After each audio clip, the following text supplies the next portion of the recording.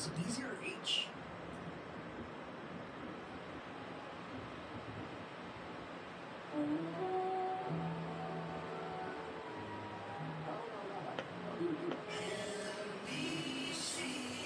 Manila Broadcasting Company.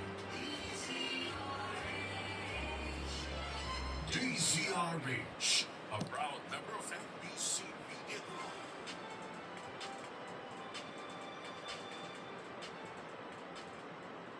Ang oras sa buong kapuluan, ganap ng alas 12 ng hating gabi. RH Rapido Hataw Balita.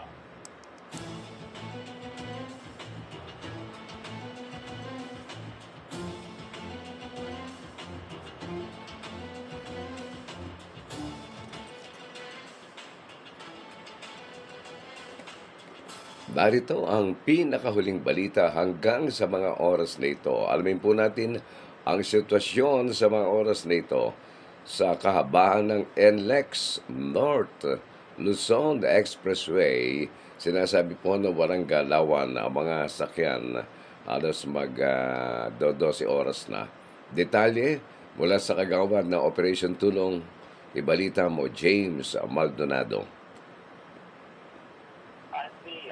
Halos 12 oras na, no, na walang galawan ang ating mga motorista dito at ito ay kabilang ako dito na siyang pumasok mula kanina pang alas 12 na tanghali.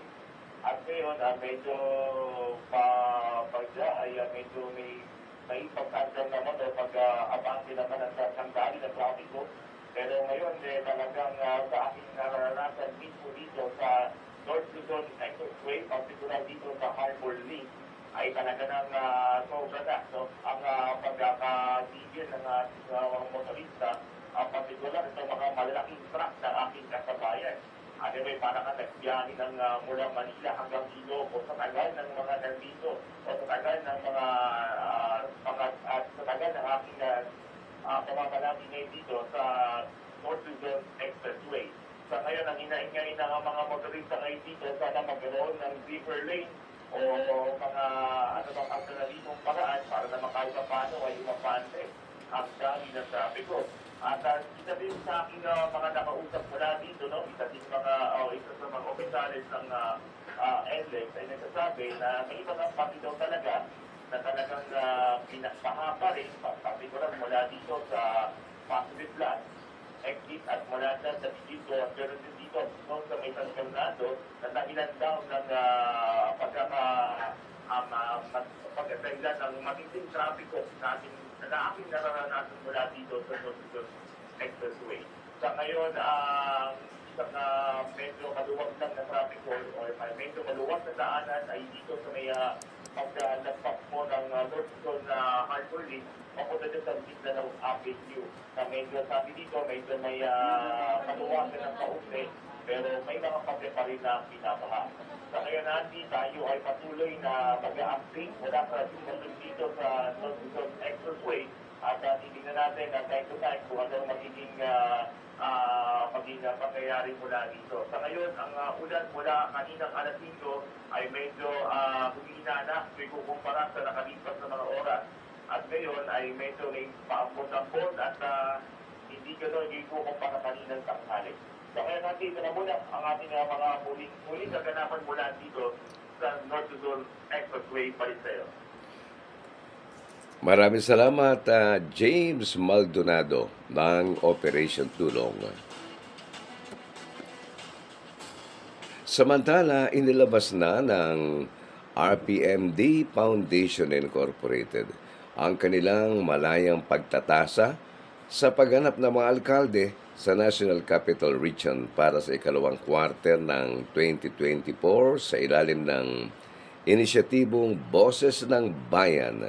Binigyan diin sa pagsusuring ito ang 5 mayor na nagpakita ng natatanging pamumuno at pamamahala kung saan sila mataas na nirarango ng kanilang mga nasasakupan.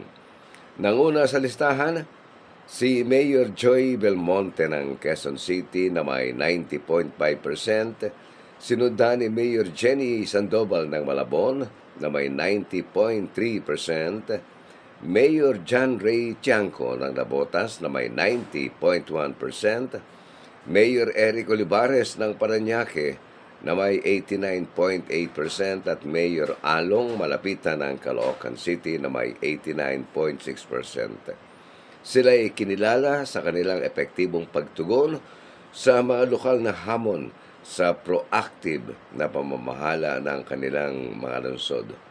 Kabilang din sa kinilala dahil sa kanilang kapuri-puri na pagganap sina Mayor Wes Gatchalian ng Valenzuela, si Mayor Vico Soto ng Pasig City, si Mayor Emmy Calixto Rubiano ng Pasay City na may kasama rin sa listahan sina Mayor Ben Abalo Sr. ng Mandaluyong at Mayor Rupi Biaso ng Muntinlupa.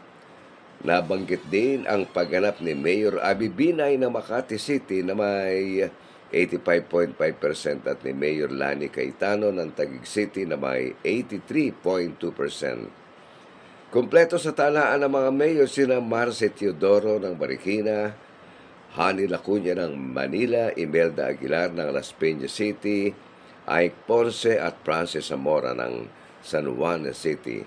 Sa Kamara naman, ang mga top-performing representatives sa NCR sina Representative Tony Tiangco ng Navotas, Representative Ralph Tulpo at si Representative Patrick Vargas ng Quezon City at Representative Estela Kimbo ng Marikina City, Representative Marvin Rillo ng Quezon City, Representative Maribico Pilar ng Quezon City, Representative Oka Malapitan ng Caloocan at Representative Benny Abante ng Manila.